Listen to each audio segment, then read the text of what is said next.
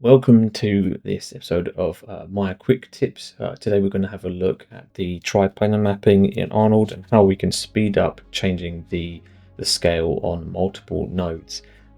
When you have a shader, for example, I'll bring up the node editor.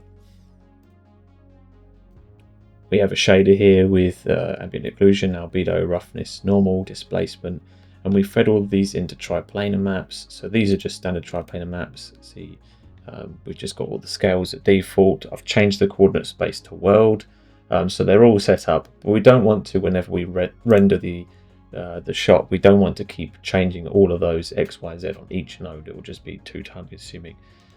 So if we have a look, the scale as it is, it's obviously much too small. But rather than going through and changing those, what we can do is create, we hit tab, a float constant node. And you can see here we've got this number that we're going to use to drive all of these triplanars. So what we do is we grab the first triplanar, drag this is middle mouse click the float constant over to the scale, this little icon here. The connection editor will pop up. We'll just grab the outfloat, go to scale, and input that into all three axes. And then, as you can see, we've got that plugged in. We'll just do that for the other nodes. So we've got the outfloat.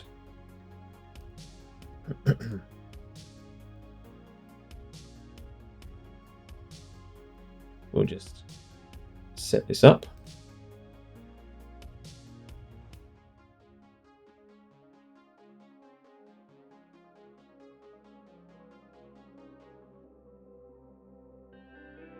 Now we have this float constant node driving these triplanars. So now if we bring up the Arnold render view,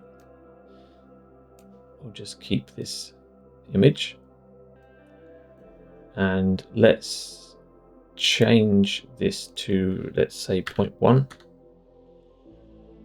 Let's just start the IPR.